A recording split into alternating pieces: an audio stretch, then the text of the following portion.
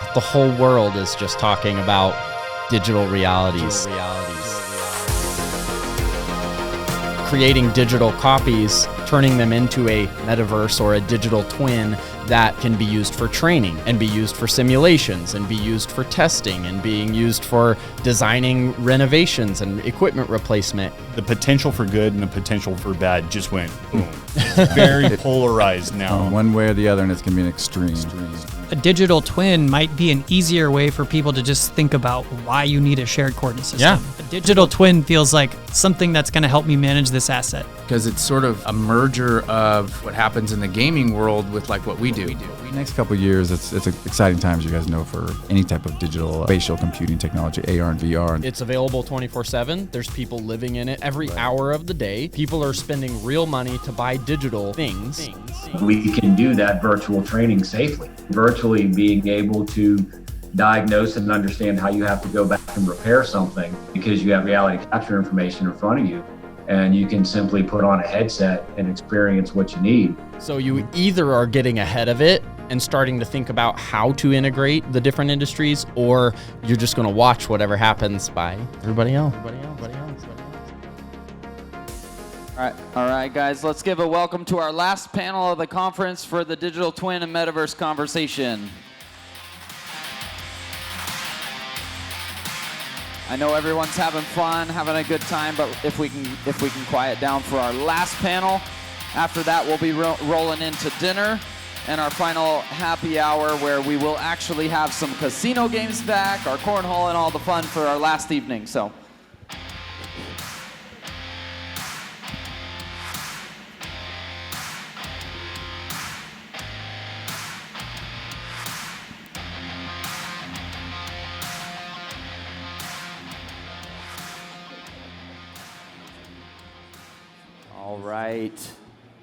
All right. Testing one, Thank two.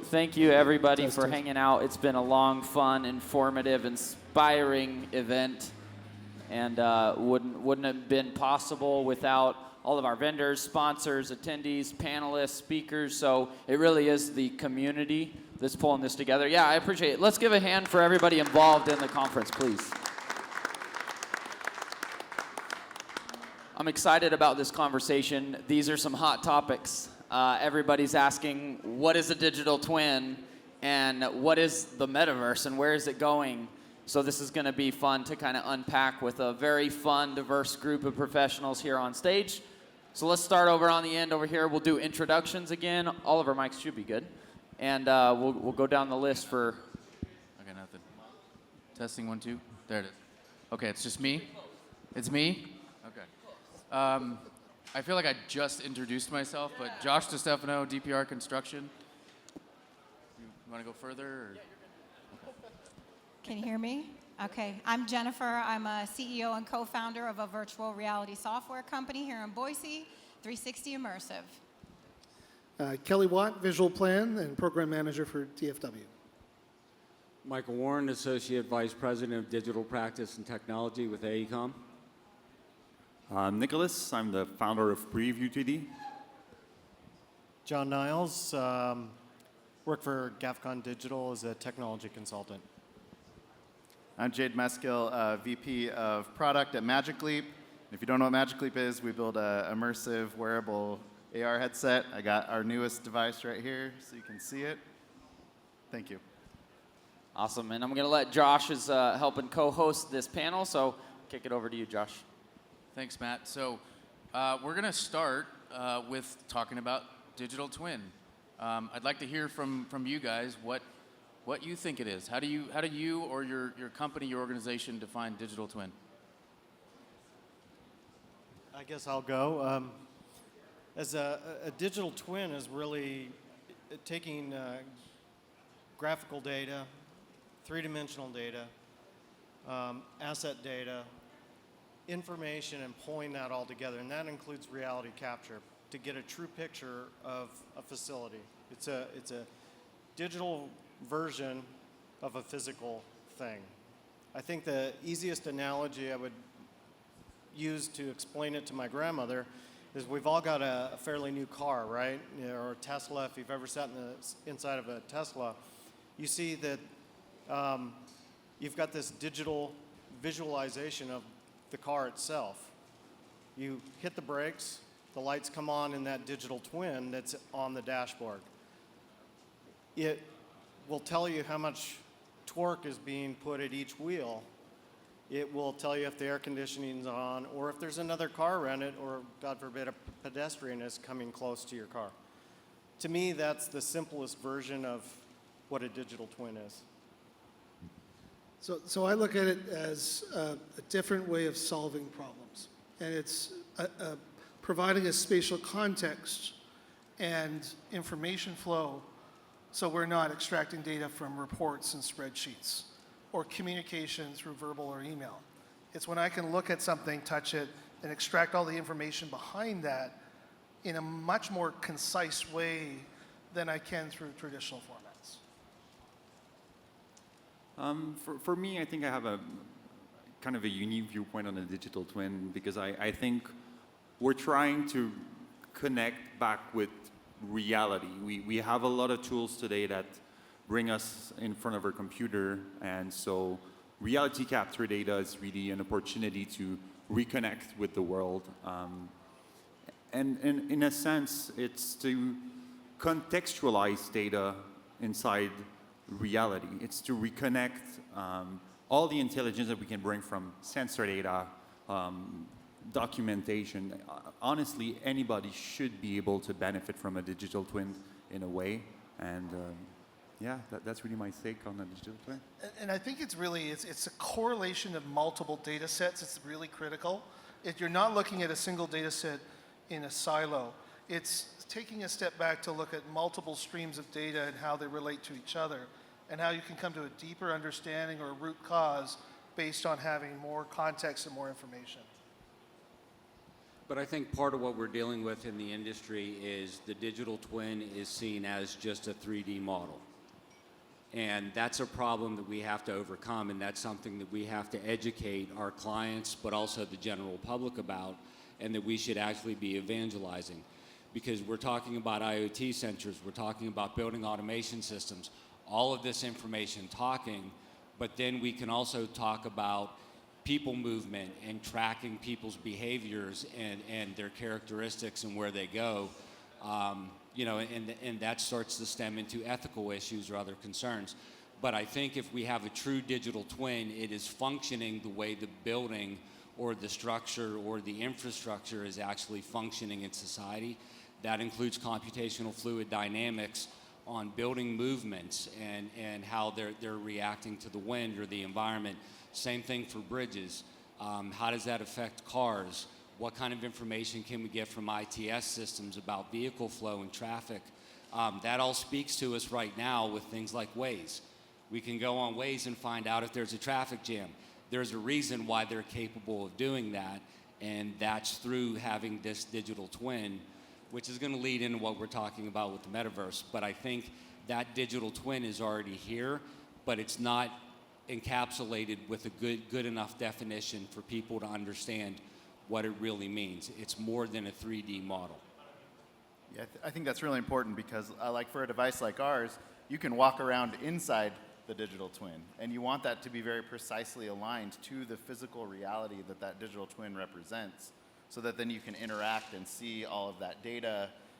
You know, we actually have the ability to capture, you know, reality data and merge that back in real time from people just walking around, participating in the actual physical space or structure that we're creating this digital twin of. Go for it. I was just going to say, I also see digital twins as more than just an environment or an object. I see it also as an avatar, different ways that we'll be able to interact with other human beings in the metaverse, which I know we're going to get to. But I see a totally different spin on more than just data, but also human expression and how we interact, how we communicate, developing emotional intelligence, using technology, and just lots of different opportunities with it. So, Michael, you kind of touched on this. For those that might be a little less versed, I think I know the answer, but is BIM a digital twin, and why? No, BIM's not a digital twin. It's part of the components of the digital twin. It's a physical representation of what that object would actually look like in space. But the problem that I see as an architect is a lot of times we design these buildings using tools like Revit. They're not geospatially referenced. They have no geographic meaning or place in the world. They're generated, and we turn them over to construction companies like you with no meaning. It's just it's something on paper that has no real purpose. But once we put the purpose to it through reality capture, geospatial referencing, surveying, and we actually start to encapsulate that information geospatially, think about the world that we could build virtually, okay? And with that, those information models, design firms take them to LOD 300. That's as far as we go. Contractors take them to 400. That's typically as far as they go. And then the owner takes it to 500 and goes beyond from that level and operates. That's a digital twin to me. The LOD has a workflow, and it has a place, and it has a meaning and a purpose. A BIM model is just a component of that actual system, but it's the container. And I think that's what people miss. It's the container because those objects can contain an infinite amount of information. And because of that, and if we do that spatially and we're using cloud recognition and means of cloud sourcing to access that information, it's light and it's robust and it's easy to give to users or people to go through. One of the projects I worked on about 10 years ago was implementing a virtual shopping experience for a grocery retailer. And what we did was we utilized the BIM model, but we took information from that BIM model and tied it to a user experience in an app where you could go in and understand where it was you needed to be in the store to find what you needed. So you could place yourself or target your path through the store. That was 10 years ago. To me, that was like, that metaverse discussion. But that was a true digital twin. But retail stores change their layouts on a regular basis. So it costs money and it takes time, and there has to be investment in enhancing that BIM model that's going to inform the public or the users or the owners of what they're doing. And I think that's what's important about a digital twin. And I think when we talk about it from a vendor standpoint or these cloud-based softwares or solutions, we're looking at the 3D model and the 3D model only. And that also includes the virtual reality with the LiDAR scan. So, and I think you hit on two things here. One of them is the trust in the data and the accuracy of the data. And we need to have this management of change, this feedback loop of information that's feeding in and out historically and in with the simulation looking forward. So the point of a digital twin is to look at a business case or a problem and solve it virtually so that we can apply it in the real world, and to do that far more efficiently. And if we don't have accurate information that we can trust to do that with, we won't trust that it's going to solve that problem. And I think there are many different types of digital twins, and you really got to narrow it down to a use case of why, and what do we get out of it. And it's a business case that we're solving a problem, so the investment has got to be matched with the output. What do we get from it? Yeah, you really have to start with the end in mind. I mean, just creating a bunch of data for the sake of data is just really not going to get you anywhere. And then you've got to upkeep that data. I think that's a major challenge. I don't understand the value of going to BIM when you're talking about documenting an existing environment, because the complexity of reality is impossible to replicate. And since the ultimate goal is to bring in attached data and intelligence on top of what we want to be a digital replica of real life, so why not do it actually with reality capture data? So I'm sure Michael's going to have an opinion on this. But I think that the technology is not there with reality capture to encapsulate the information, and to segment that data in a logical way yet today. So I think the future is promising. I think that there's a lot we don't have to attribute because we can see it and understand it. I don't have to say it's green. I can see it's green. right? So I think reality capture has a real strong presence in the future of what we do, but I still think there's a lot of limitations. And I also think it's where we use it. If we were using it in operations, it's one thing. If we're using it in construction and you need, you know, that information to build and to confirm, I think there's different reasons why in different stages from a life cycle perspective. But I'm sure Michael's itching here. No, I think I understand what you're saying, but I'm not a firm believer in reality mesh as the solution to deliver what we have to do. Because right now, where the mesh is at, it cannot contain enough information to be able to convey what people need to convey in an immediate format or in a changeable format with regard to operations, maintenance, asset management, things in that nature. You're going to think PM details, you think processes, you think work order. There's a lot of information and context to relate to a space. But not that it can't be done, I just don't think it's mature enough yet. Yeah, and if you also want to take that information and bring it into a simulation, you know, start to think about other uses of that digital twin information. That parametric information is important for those, it's essential. Those physical simulation models. Yeah. I think something that you do see though, like with Preview 3D's platform, the meshing is becoming so good compared to where it's been historically. What do you think about the idea of only modeling certain elements in order to apply the attributes and leaving the majority of the environment that really doesn't need it because it's so realistic, and maybe reducing some of the, I mean, doing a digital twin of all the assets. You know, I'm talking with a county right now. They're like, we have 800 buildings. We want to push this digital twin program. Well, they have a pretty small survey crew, you know, team. There's how do you go about capturing that? Maybe the technology helping us and mixing those tools and how we capture, maybe using some of the mesh and modeling what we need for the attributes in a version for the digital twin process. But there's a place in a time, even in what we deliver, where the point cloud is going to satisfy what you have to do. There's no reason to touch it. You can classify point clouds now. There's been a lot of research, you know, in that regard and segment the point cloud. And with those attributes, and as we move towards things like IFC being the universal language for how we deliver, I agree with what you're saying. And your tool is fantastic with what it does.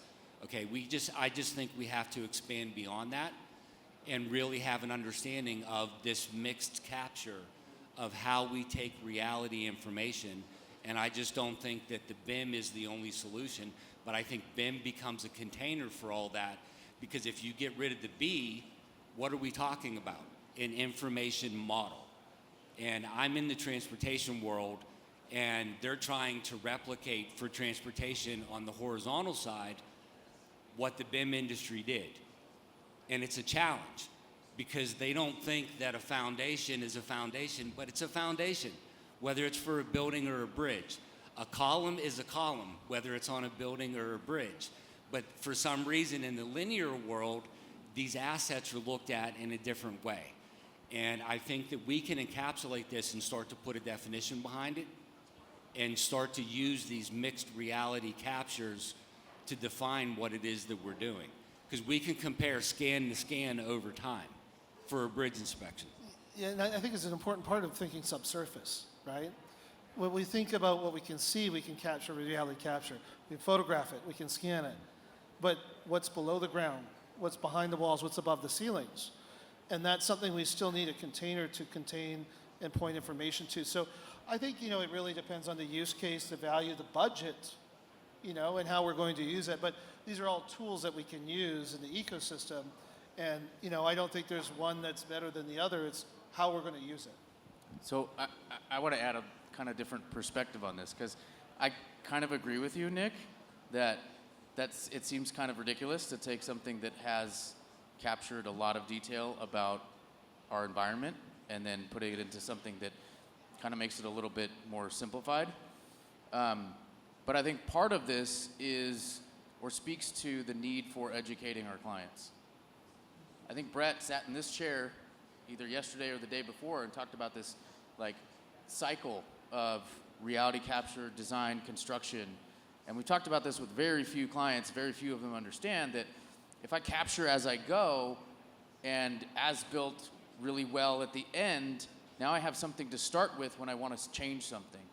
And so in a lot of cases, the purpose of the model is to get it to the next step, get it to the hands of the other folks, so that they don't have to imply or infer whatever else is there that we can't see. The other thing I thought about, you guys already covered, which was like the sort of the data that's behind that mesh, the different segmenting of that mesh as well. But I think that, the client education, the understanding that, if you're building a bunch of projects, you should be documenting them so that you have a starting point and you don't have to go back and figure out, what did we build? You can actually say, we built that, we're going to do some stuff in it, and then we won't have to take that and make a model, maybe. So I think, and I'm trying to bring a different perspective, but when we go back to a BIM model, obviously the technology to go with meshes today and automatically segment everything and have the ability to bring metadata and real-time data and intelligence is something that's still undergo, and it's still not obviously existing today, right? So working on it. But if we can think about bringing digital twin to new personas, then the BIM file does not attract the non-technical user. And that's really what I'm thinking about when I'm saying, why not start with reality? And try to bring those new experiences and new value to new personas. Like open the market for reality capture providers to just have new opportunity to bring value to new personas, like expand the market opportunity. Again, BIM makes a lot of sense in a construction workflow. It's 100% logic to be able to collaborate through a BIM file and to attach the metadata, and you want to preserve it after. So I'm all in for like ingesting IFC data and displaying this very valuable information that was put inside when created. But in many government initiatives I see, sometimes they just do it without the reasoning of why we're modeling everything and like going backward, and it's a race to the bottom in many cases where we have to outsource this data elsewhere in order to be realistically priced in order to do it. How do we get it to be consumable though? Because right now the only way that you can view a point cloud is with Potri, okay, or WebGL. We don't have the technologies or the capabilities to bring up all of the methods of reality capture that we have that someone can access easily on their cell phone and be able to experience what we're talking about or connect a VR headset and go into that world. It took us a lot of time whenever we did our first VR walkthrough of a point cloud. It took a lot of research and a lot of study, but we were able to do it, and we were able to demonstrate that at Autodesk University. And we had people really freaking out that they could interact with a point cloud. But it wasn't something that was simple to do, and it takes a lot of time and a lot of thought. And I think whenever we do these mixed realities, we should be presenting to the industries or their providers the capabilities to do this, and sometimes that takes a partnership, above and beyond what we think of in terms of how we're trying to deliver these capabilities. But I don't think you need the point cloud. Like we deliver photos, panel photos from our scanners, right? And if you look at the nuclear world, who is very advanced on modeling and digital twins, probably one of the most advanced, you'll see a large part of their sites are not modeled at all. They're ingesting the reality capture and the panos to determine and attach information to. So I think your point is valid, right? But I think it depends on the use case, on what is the intrinsic value we get from BIM. I want components on a piece of equipment. Well, there's different parts and pieces, and there's a lot of rich information there I need from an O&M perspective. Well, reality capture ain't gonna deliver that, sorry, right? I get a picture of it, but I don't get to dissect it, right? So I think that's the level of detail, and the use case is going to drive the type of technology we apply, but it's a problem that we're trying to solve. I think all the technologies are great, but again, it's like, where do we find that hybrid model where I need to use this technology to solve this problem, but you know what, I can get away with using this one over here. And it is a business problem that we need to look at from an efficiency perspective too. So I think we have to be careful and, well, what are the technologies available? What can we get away with that we would like to use? And to be honest, the reality capture has so much rich data that we just understand, and our brains are wired to look at Google Street View and experience data that way. So when we're trying to bring in and get adoption, well, that kind of experience is really an easy transition for operators. I got a question. So we're, between that discussion of like going to the Revit model, going to the BIM to be able to attach the data, the idea of going with the mesh side on the ease of, creation, and it's already so detailed. What about, having a different levels of, is it more valuable to have different levels of a digital twin where if the purpose of it is for being able to visually go through and have tags and information, or do we need to go all the way to a controlled, very accurate BIM model to have the information to be able to then pull and use for like the construction engineering grade and for this, or would we use multiple? I think it's your users. It depends on the users in the organization. And I think there's going to be users that need the BIM and ingest the BIM, and that's what they're needing for their use case and to perform their work. And there are going to be other people in the organization that may want to digest the data differently. But that's my opinion. But with the richness of the metadata, you can strip things out. So if you build it to its fullest potential, the delivery method can then be stripped down or scaled down based upon the use case scenario. So if we're building a robust model, you can step that back based upon the use case or the need for consumption. But you have all of the information because you already have it. And that's the point that I'm trying to evangelize and speak about is we have access to all this data and information. Let's do something with it and then let the user decide what from that they want to consume. Yeah, because you could imagine maybe like a remote assist type situation where I'm on the ground. I need a very different slice of that data to be presented to me directly, but I may be working with a remote expert who needs that much more detailed 3D model of the space to help me and guide me to doing some machine maintenance or adjustments to some of the building. Presenting that information in different ways in those different contexts is very important, but you need to have the information to begin with. I think this speaks to the conversation that we had on the first day about LOD and the controversy behind LOD 500. It's right. It's like you don't need to adjust the geometry, right, for a facilities maintenance model or something like that, or a digital twin. What you really need is the information and some sort of representation of the thing that's there that you're tracking. And I think that's applicable for most of our clients who are like owning and operating a facility, is that they want to know the performance. They want to know, how's the building doing? Do I need to maintain this? How am I doing on my warranty tickets? That kind of stuff. And most of that, you don't need geometry. You could probably just have a block of like what that thing, is, and if it's got, sensors and, data about how that's actually performing. So I think folks got to be real, and I agree with the statement that it kind of depends on what you're going to use it for. But I think, yeah, there's definitely there's a continuum. I wouldn't even call it a spectrum of what a digital twin is and how much information's involved, how developed it is, and it's all going to depend on the end use Well, it's case. a living thing too, right? And it can change and adopt over time based on the business change and the business needs. But you're right. I mean, what are we adding intrinsically from a value perspective between a block and a more detailed diagram if I just need to know where it is and what it is, right?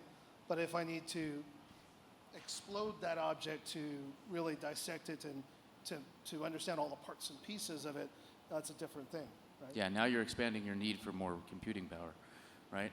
I was hoping to shift gears slightly. I still want to talk about the metaverse, but I'm curious about what you guys are doing to either move things forward or talk to your clients or deliver something that's, I'm sorry, I said metaverse, I meant digital twin. I do want to talk about the digital twin, but I'm curious about what you guys are doing in that space. DPR a number of years ago created a company called ViewOps that started as a way to provide a better operations and maintenance package to our clients and say, here's the information that we have in a digital form, right? Organized in a really nice way that you can sort of like search through it like Google search. And that evolved into putting a digital twin concept in that, connecting to the model, putting the model up there, and connecting the information so that folks can go up there and not just look at their model, not just look at their specs, not just manage their warranty tickets, but have all that integrated together. And you know, one of the challenges that we have with that is some clients have their own system already, or they just don't know what they want. So I'm curious to know what you guys are doing, what you're seeing, what you're delivering, and what are your challenges for getting to the next step? I think from our perspective and our owner's perspective, it varies case by case. Each of them have different goals, and it's what level of information is needed for them to carry on with their operations. Some of them want a lot of data, some of them don't want a lot of data at all. Some of them want IoT hooked up to it. The most important thing, though, is bringing the right data in at the beginning, because you can spend an awful lot of money collecting a lot of data that's not going to get used. And if it becomes stale, then that's a problem. I think it's important to put yourself in the shoes of the operator and not try to change their business process. Try to enhance the business process. And you'll get more buy-in and adoption if they can work in their world, but have something that gives them a little bit more information to do a better job. I think for us as an EPC, the big thing is the digital transformation wasn't just a story about AECOM. It was a story about how we interface and interact with our clients and how we can react to their needs and what their trends are and what they're finding is valuable to them. So what's important for us is how are we utilizing, going with the digital twin. Again, it goes to IoT, right? The information of things and the Internet of Things, and how are we collecting that information and adding value to it. But it goes beyond that. It goes to computational and generative design. It goes to artificial intelligence and machine learning to make more meaningful use of the data and the information that we're providing our clients. So a lot of times that's dashboarding, but setting up those dashboards in a manner that they can interact with the data the way they want to receive it, when they need it, as they need to get it. And it's very important. We have a lot of clients that don't necessarily need to see a model, but that dashboard is important. That dashboard is giving them metrics that they need to run and operate their business. They don't care about the model, but where do we derive that information from? It was the model. So our digital transformation started internally, but we're now expanding that to go to our clients as well, because it's important to educate, and we feel that it's important for us to be stewards in the industry to sort of get that information out there and make it known that there's more to what's actually happening with this concept of a digital twin. So the initial use case that led to creating the company was pretty much the persona that I've been targeting at first, which was my job. So I used to design production lines and food and beverage. And what I found was that for the vast majority in food and beverage are still only using AutoCAD to design production lines.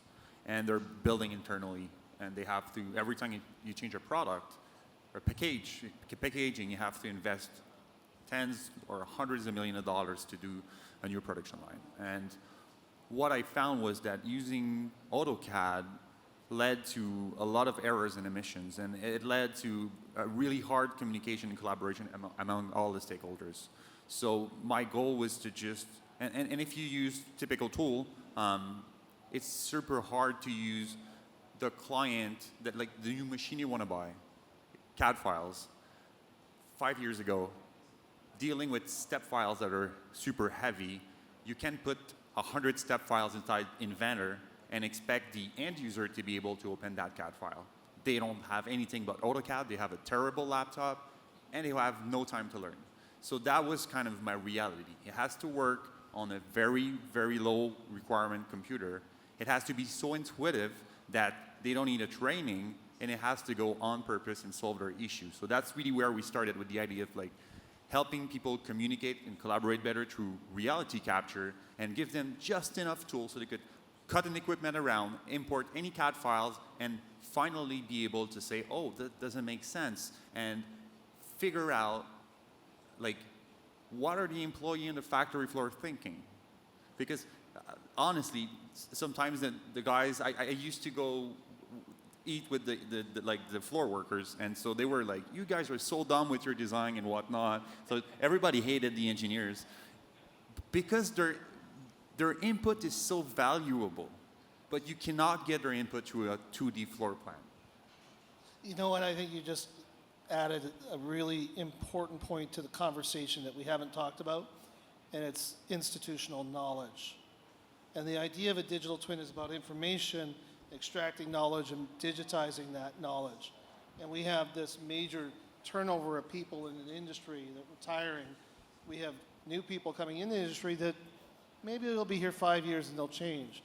So how do we maintain our most valuable asset is the knowledge, and how do we digitize that into processes that we can make repeatable so we're onboarding people quicker and we have fault modes that are matched with, you know, how we deal with those, what are the recommendations. So I think a lot of that is really important in this conversation.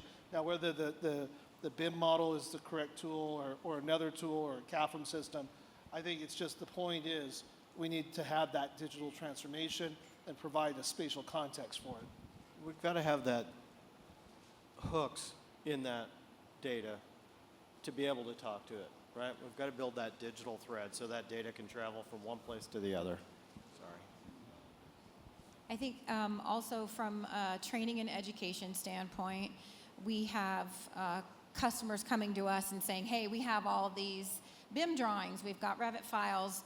How can we now take this massive amount of data and how can we turn them into emergency evacuation plans, safety training? How can we use the digital twins of different pieces of equipment, help people start training on these pieces of equipment beforehand, getting people used to new pieces of equipment, where they're going to be located, maintenance.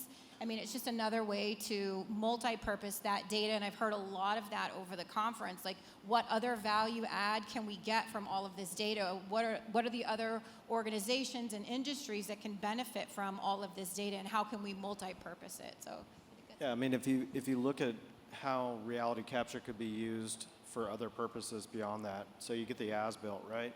Great. Now we can use that in training. We can use that for safety. We can start to look at it. We can use it as a time capsule, for God's sakes. I mean, there's just so many brilliant solutions for that data beyond its original capture, right? So timeline-wise, I think now's a good time to transition. We've got to dig into digital twin, and I think we switch over to what is the metaverse, and where does that fit into our industry and the professionals in the room. And I'll start by just giving a little bit of my thoughts, since that's why I put it in the panel, is I have some vision around what I think it is and where we play a role in it. Most people right now, if you ask them what the metaverse is, it's putting on a VR headset and playing a game with your friend. Like, that's the industry's perspective right now, based on changes in some large social media companies that we've seen.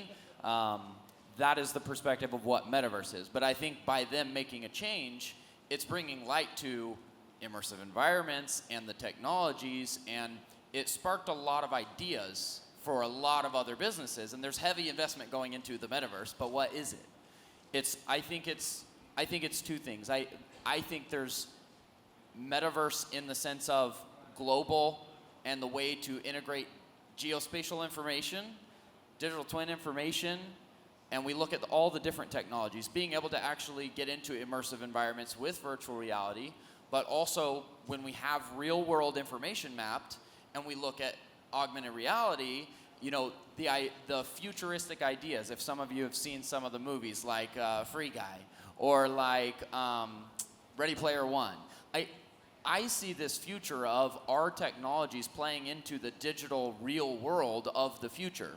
I say one of the things like military, right? How long is it until we are actually having our military in VR headsets in a room, and the robots are the ones, because of the geospatial accuracy, the robots are the ones that are being sent out to fight as opposed to real people going? Or we look at what's the application of digital and immersive and mapping in retail. You know, we're already sitting at home, we talked about this earlier, we're already sitting at home ordering something on Amazon and it's there at our door that day or the next day. What about the immersive environment of retail? When is it to the point that people just go in their office and put on their headset and walk through their store, their digital store, and that store, based on your preferences, is showing you what you're looking to buy for instead of driving through traffic and walking through a store to try to locate what it is. And the retail stores in the future are not full of all these people. It's automatically going and pulling out like a warehouse and flying like is already being done and tested. A drone is going to drop it off that day. To me, Metaverse is not just the gaming piece.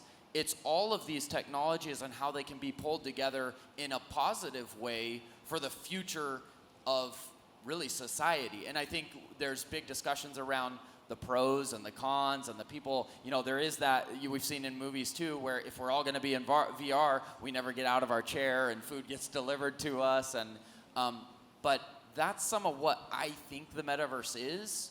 And I think society doesn't even know anything about scanning, and us in the geospatial community. So I think we play a role in defining what the metaverse is.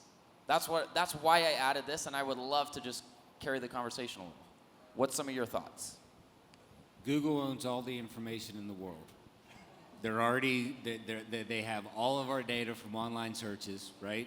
But they've also basically mapped through mobile mapping and scanning basically the physical world as we know it.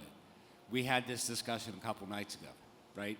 They have that much data. What's stopping Google from creating a pod that we could buy to be in our house, where we can virtually go into an environment in the metaverse and travel without traveling, and see things and experience things without being there? You know, and Nicholas brought up a great point. He's like, well, they might do that, but Apple's going to wait till they make the mistake, and then Apple's going to do it 10 times better and make it smaller and more efficient, right?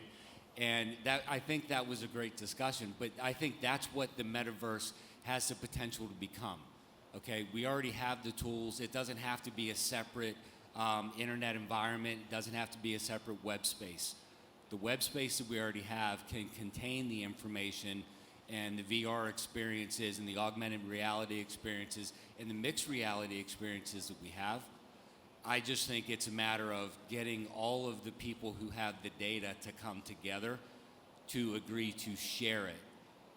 But then with that, I think there's going to be some ethical problems behind doing that, as far as what we as consumers of the metaverse are giving up for the right to be able to exist inside the metaverse. And that's financially as well. To me, if I'm going to compare digital twin to metaverse, metaverse has a more human and experience element to it. And it's not a twinning exercise. It's more of an experience. I can see the physical, I can see the virtual representation of the physical world, but I'm not trying to twin a pump to understand how it interacts with that world. I'm there to experience with it. So that from a retail, from a travel, from a social, from a gaming aspect, those are the things that kind of ring true to me. But it's much broader, much bigger, and it can include multiple digital twins, but I think the experience is more in how we relate to other people and to our environments. How do we learn? How do we experience? How do we transact? Those are the things I think about. I think it's tough to sort of wrap our heads around it when we say the metaverse. It feels like something that hasn't come yet. And I think we have tiny little versions of it. I mentioned Fortnite. I played Minecraft with my kids. I think those are early versions of the metaverse. Those are the websites that were listed in the yellow pages of all the websites when the first internet came out. I'm old enough to remember that. I remember that little book, right? And so I'm wondering if, like, we're thinking about this too, rigidly in some ways. I look at part of it as an infrastructure.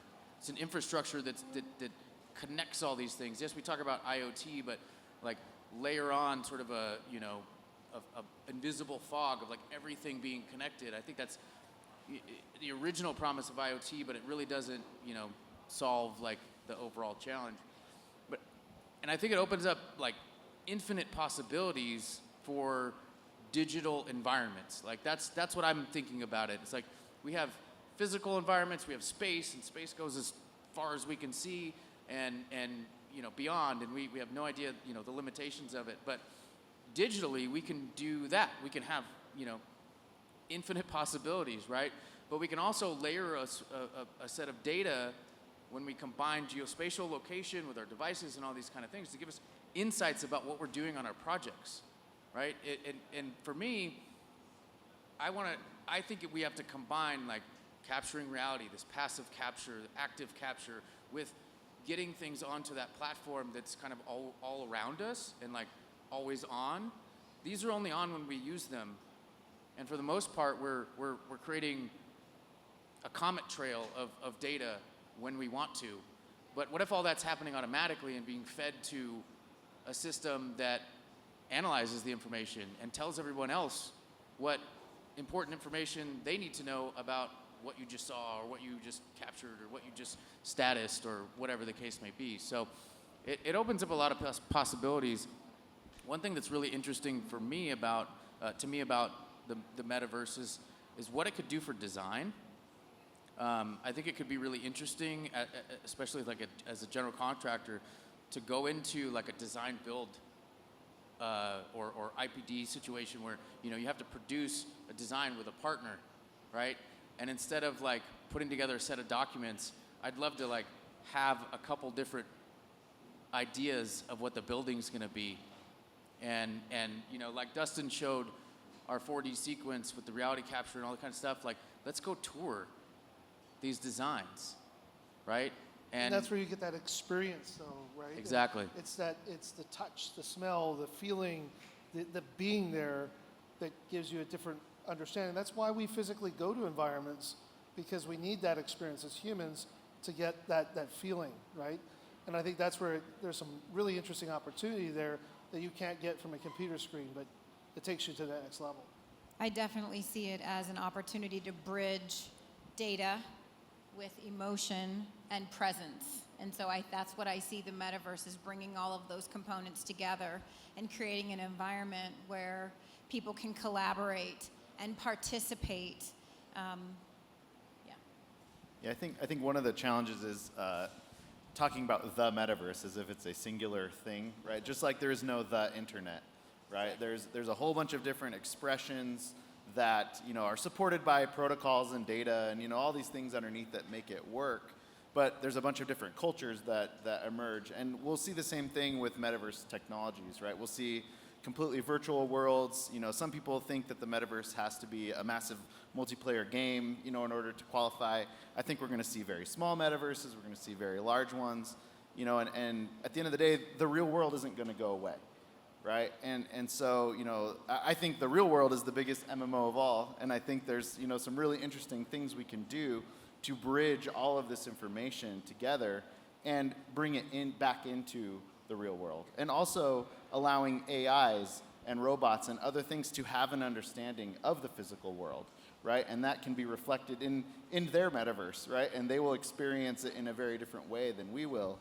But being able to blend all these things together, it's going to lead to some really interesting and really revolutionary ways that we will all start to interact with each other and with the data that's all around us.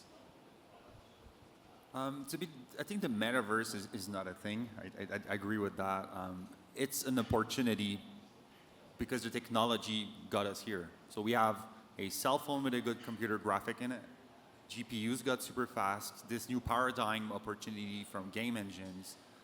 It's just a next logical thing because we can. This is what leads to claims of trillions of dollars of opportunity, because it's a real transition to change everything that we were limited to do today with the internet. And now we have the opportunity to go well beyond that, because everybody has a phone in his pocket that is more performant, that could do more than just look at a web page. So it's more of an opportunity looking for solutions than a thing.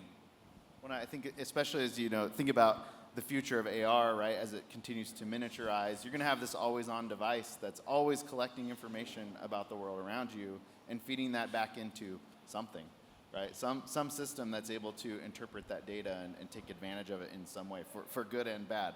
That's part of what I picture the future piece is like when you have the airport mapped and when you have roads mapped and you have Google and you have that and then the AR glasses get to the point that they're on full time, is that we're going to be walking around society and be able to say like, hey, take me to the nearest, and your goggles will be able to map you to things. And then you've got the idea of like advertisements, right?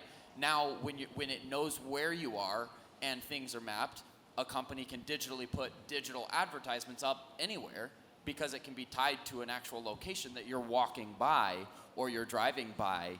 And I want to keep the conversation going, but also because we're getting close to the end, while we talk, if anybody does want to jump in and participate, feel free to walk over to the Q&A area. Let's go to the first question, then we'll keep rolling.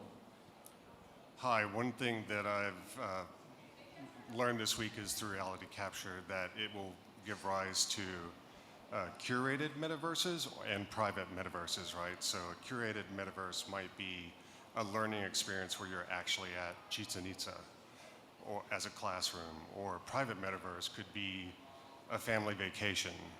Would love to hear your thoughts on that. Yeah, I think those are two really key important points. And that's why there's probably not going to be one metaverse, but there's the potential that those private metaverses could be shared because of neural networks and other things. You have the capability of bringing your world into mine, and we can share that and experience that together inside of a larger metaverse. So those are the kind of things that I envision because of machine learning and because of what we're doing and the capabilities that we have with deep thinking and other kinds of machine learning concepts. I think it's interesting from a digital twin perspective. We plan it, we architect it, we design it, and there's a lot of thoughts, and we control that process. Whereas a metaverse is a collection of ideas and things we're not controlling that are kind of happening like in a real-time gaming environment. So I think that's a kind of interesting attribute of what a metaverse could be, right? It's more spontaneous, it's more interactive as opposed to kind of a planned thing. Yeah, and the private metaverse idea, I think, is kind of where I'm thinking in terms of applying it to a project. Like I could see an owner like, right now it's, here's our VDC environment, here's where we're sharing all of our data, but it's like, if you can set up a metaverse, private metaverse for that project, permissions, etc., a located fence kind of thing. You don't get any data until when you leave, kind of thing, right? Yeah, you guys are picking this up, right? Yep. So, like, yeah, you right now you can have your iPhone like remind you of something when you walk to a place. You're going to be the king of your metaverse.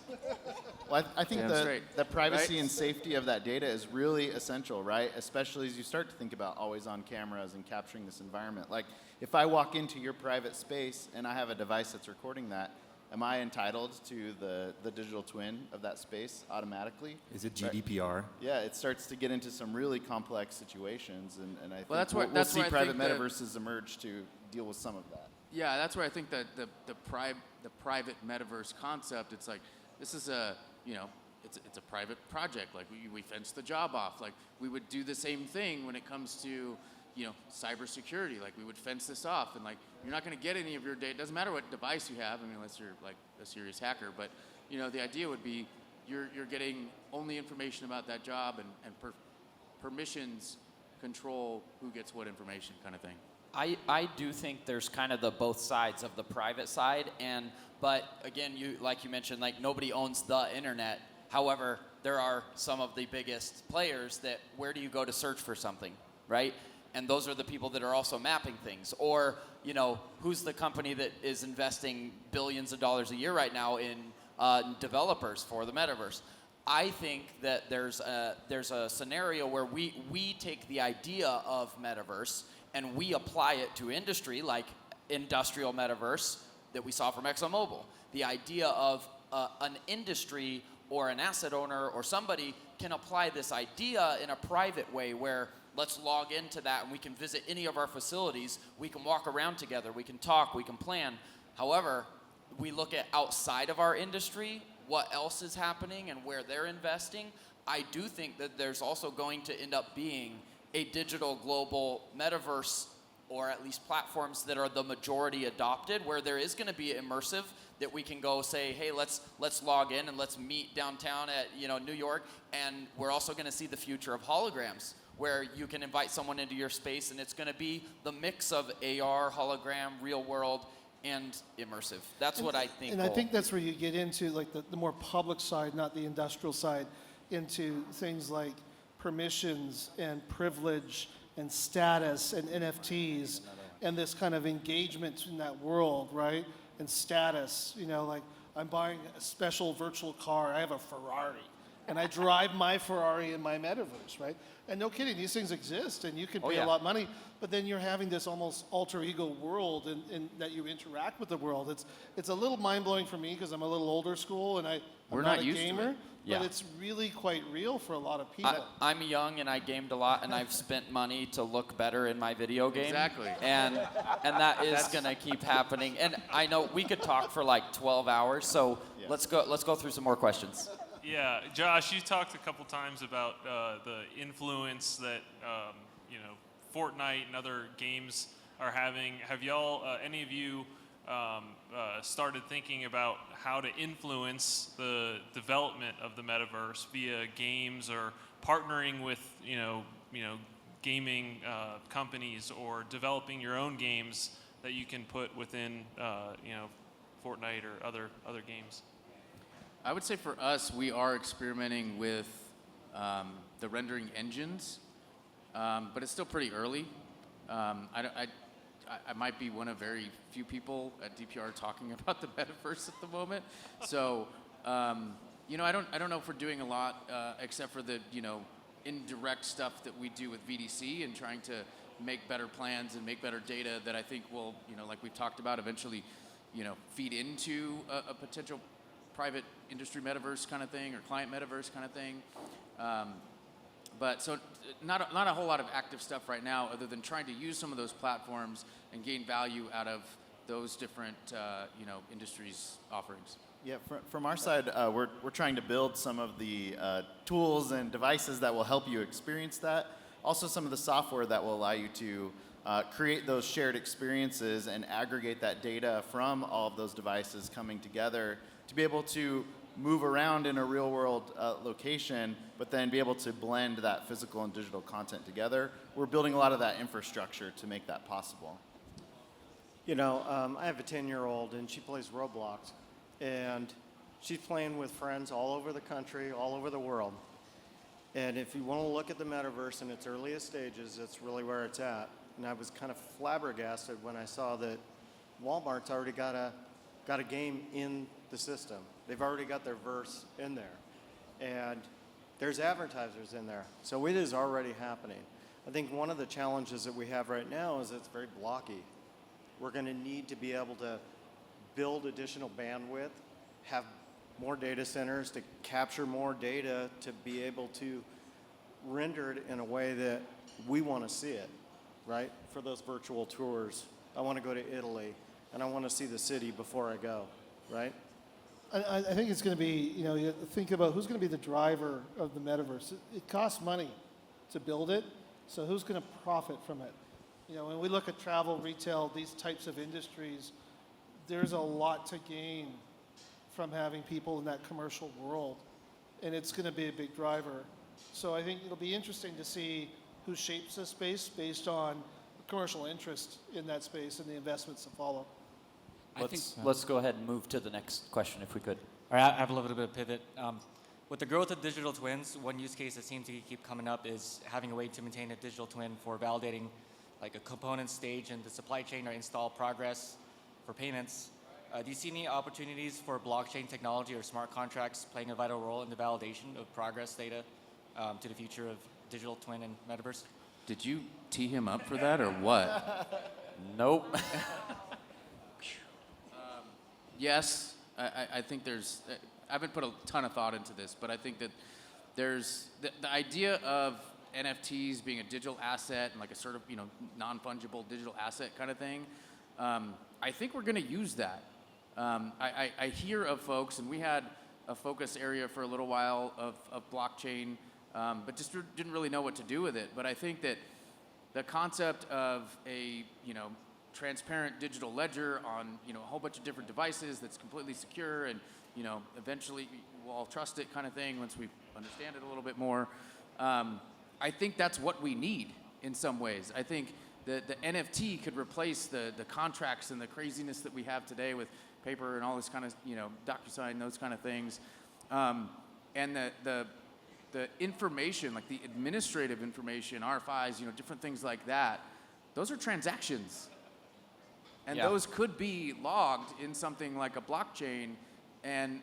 But we're talking about technology, and the barrier is not the technology, the barrier is the people and the behaviors and the trust and, the contract structures.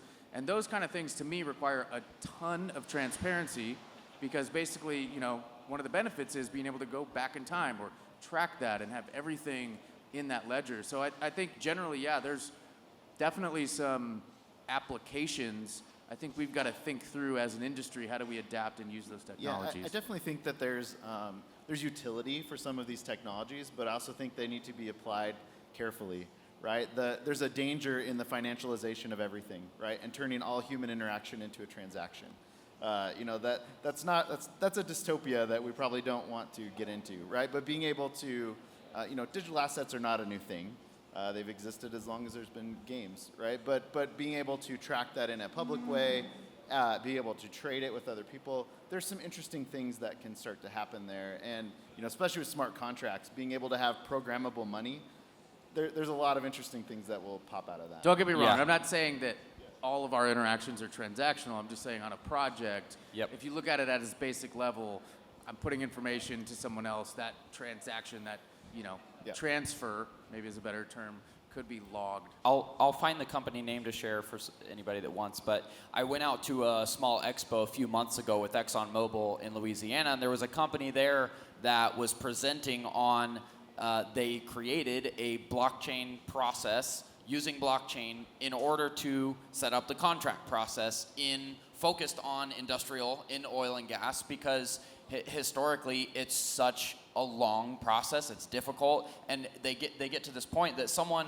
did their project, but now everything else is pending that paperwork, getting turned in. Weeks later, somebody's got to review it, sign it, and the idea of being able to use blockchain to verify that something was complete, and now that automatically carries it to the next stage, and being able to reduce timelines. They had a very interesting presentation that showed, look, if they were to implement this over a year process or a 2-year process or a 3-year process, it's saving millions of dollars in administration and missed payments and all of these things. I really think that it will end up getting integrated.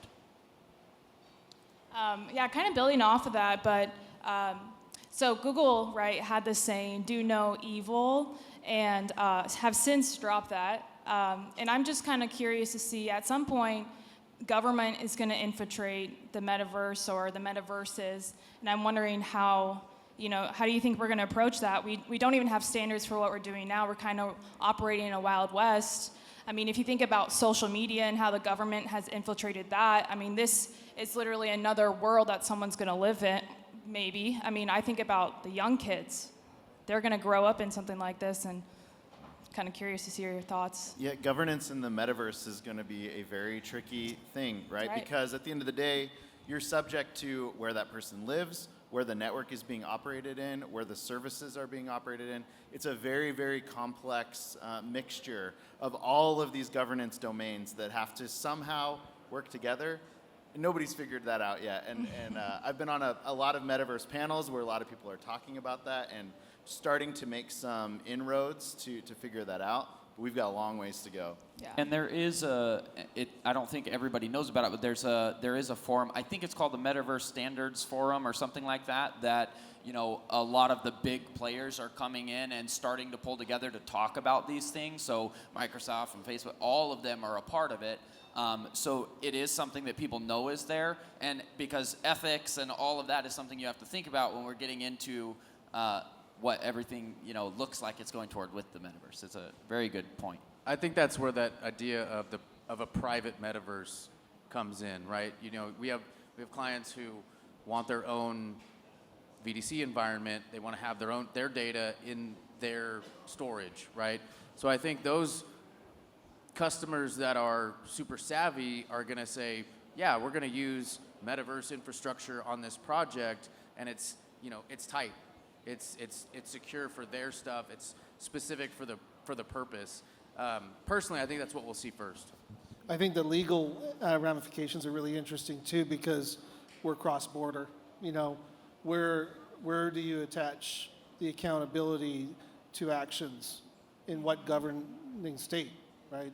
I think there's a lot to be explored here still. Yeah, I think if this is something that you're interested in, I'll plug Metaverse Safety Week. It's happening in December. You should definitely check it out. Yeah, and I think when you talk about, like, you know, protecting the kids and like what happens inside of a metaverse, I think things are going to move that way whether we like it or not. And I think it's up to the community to like bring these up and be a part of. Let's join these forums that are out there that are being formed that maybe our industry isn't really a part of right now.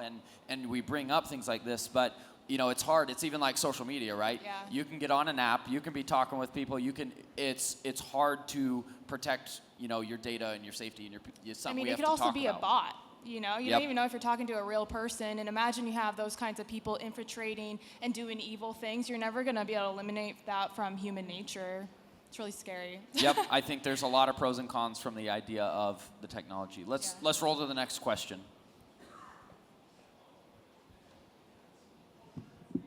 My question is a continuation of the ethics thread, but in the context of gamification. So in the previous presentation, Blackbox spoke about how their experience pushes people past their limits, how the bodybuilder gave themselves a bloody nose trying to level up or whatever. And so in the context of gamifying the workplace, what are the ethical implications there? Because on one hand, if the person is experiencing some kind of fulfillment, is that necessarily a bad thing? But if they're also pulling 12-hour shifts to level up, is that a bad thing? I don't know what the balancing act there is, and maybe some people have some thoughts. I just think like the new generation, if we really think like, let's say 10, 20 years forward, with people that have grown with video games, it's going to be expected that work is fun and efficient.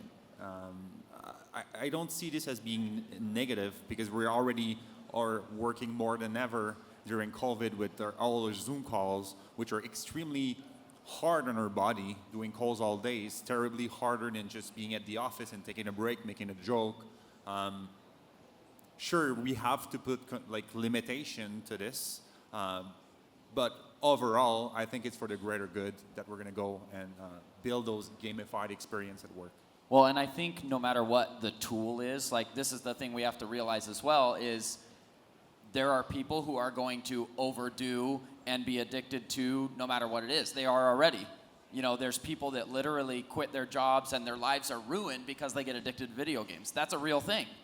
So I think the thing that we look at with like Blackbox, how can we take the technology and create something that's actually improving people in the fitness realm as opposed to the other way? So we can't hold all the liability of what people decide to do with the tools, but it is something that we should think about if it's something we're developing, is how can we put limitations or guardrails or something in place? I think it could be a good thing. And I think it requires a whole level of transparency that we're not used to. So with Blackbox, you can see the level of fitness or whatever that person is at. And ideally, you're really just competing with yourself, but Fortnite has the same thing. Like the more you put into it, the more you sort of get to a different level. And recently I did a pilot with a team that wanted to track progress. And I kind of pushed on them a little bit because they were talking about it as it was successful, and generally it was. But one of the things that they did was they changed their process and their approach to their meetings. And all of a sudden they became very transparent. Instead of having a one-on-one meeting with each trade and saying, here's your progress, how are you going to do better? It was, hey, here's where we are at and how are we going to do better? And now people started collaborating with each other. So in this next phase, if you have data layered on and you have devices where you're seeing things and you can see the flow of where the work is happening and how, production is happening with the team over here. And now you can start to say, well, I want to be better than that team, or I want to do this, or I want to get better safety numbers. Now that transparency can sort of create that gamification and move everybody forward in terms of doing better work faster kind of thing. It has to be done carefully, right? Because Absolutely. Just because you're gamifying it, that also means people can learn how to play the game, right? And that can work against you. They can in cheat, your, right? In your For gaming, you objectives. can cheat. So I think one last Absolutely. thing about also setting time limits. So creating virtual reality simulations and gamified content, only having a simulation last 2 to 5 minutes. If that's what the learning objective, if that's what you need to convey in a learning objective, setting time limits so that when they're in an immersive experience, it's very specific. Also, does anybody ever remember playing the plank? So you go up in an elevator, you walk out, and they're like, jump! Well, I have seen people, and we see videos all the time of people doing silly stuff in VR and things like that.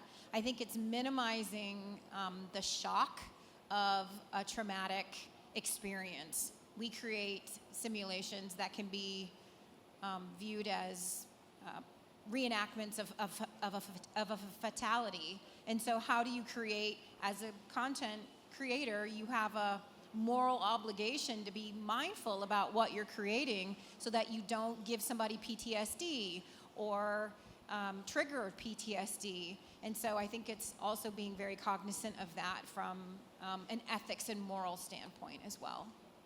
Awesome. I know there's 2 more people that were lined up for questions. I know we're a little over time, but let's go ahead and hit those real quick. Okay, so was having some interesting conversations in the crowd, and we boiled down our thoughts to one question. And at risk of having chairs thrown at me for oversimplifying, in thinking of interoperability, what is the Navisworks of digital twins? He asked, what is the Navisworks of digital twins? I don't think there is one yet. Digital twins are not a singular platform thing. So it's a collaboration of many tools, and it's personal to the business. So I don't think that there is a single platform. I think anything that's called a digital twin platform, I mean, it's an integration tool of many different things. That's the way I look at it. I think there are vendors that are going to sell you a solution, and they have names for them. I'm not going to use them here. We can talk about that off stage. But there are vendors who are selling platforms that claim to be the ultimate universe for the digital twin and your capability to experience and utilize the digital twin with tools. However, what you find whenever you investigate those platforms is they're very limited with the use of the technology that they're able to consume. They can't bring in all of the different software tools, for example, that you showed on your slide, right? The things that you guys use on a day-to-day basis. It can't bring them all in. It's just bringing in the captains or the flagship softwares. And there's more than that that's out there. So I agree with Kelly. There's not one thing. There's not a silver bullet that's going to give you a full digital twin. It's an encapsulation of a lot of ideas and a lot of information technologies. I do think that what NVIDIA is doing with Omniverse can come kind of close to providing that. Maybe not the perfect solution, but a really great interchange point for a lot of that information and tools to work together. Yeah, but even NVIDIA is a platform to ingest data, and that data is coming from many different sources, right? Yeah. But we're viewing it from that platform. Okay, thank you. All right, I think this is probably more of maybe a fun thought experiment than a question, but for anybody on the panel, if you had the ability to instantly teleport anywhere in the world, where would you go and what would you do? And it could be a real place, or it could be a virtual place if you have like a movie universe that you'd want to visit, but maybe more of a lighthearted thought experiment. Boise, Idaho RCN conference. Woo! I like that answer. I'm going to second that.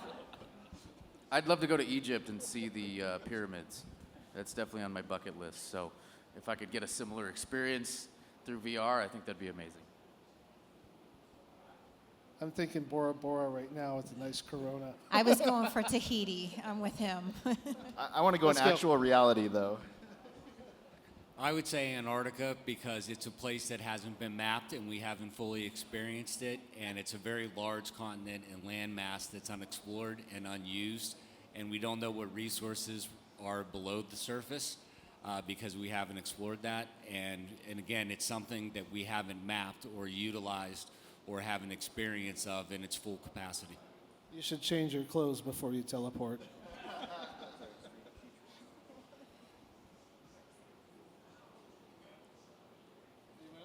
I mean, at the bottom of the ocean or place you can't go right now. I think just the ability to think that we can go anywhere. I mean, I'd go explore stuff that nobody's seen before. Just why not? Like, I'd go to Mars before we actually are able to do it, and I'd go take a walk there and figure out, like, can I see another planet that looks meaningful from here? I didn't realize other planets were on the menu. Said anywhere. Mars is a good one. I don't What know. about you?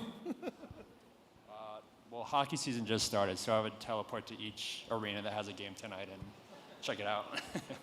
I can't wait for that to be a thing where we can really just go somewhere and watch it. Yeah. I think from a metaverse perspective, it's pretty cool to think about sitting in an actual stadium, experiencing that with your friends that are from other states, and eating and having a beer. Like, that's a pretty cool concept. I think it's real. I think it's realistic. I think you will be able to log in and meet in one of the upper clubhouse areas of a sporting arena, and the technologies are going to be putting you in that. You'll be virtually there. Like, that will be a thing, and it's going to be. And amazing. I'll drive my Ferrari there and drop in my VIP spot. I think really, ultimately, though, being able to mix that with people who are actually physically present there as well, like, that's mind-blowing stuff. Hologram with glasses, people from different countries visiting without flying over. I really think it will happen. Oh, and I mean, just with the cell phone scan now, like to bring your friend over to have a beer, you're going to be bringing them over to your place. It's the next level of the FaceTime. You swipe with your scanner and you're able to just bring the avatars over, and then you can have that beer. And it's more meaningful than just holding your phone and putting a mask on top of your face.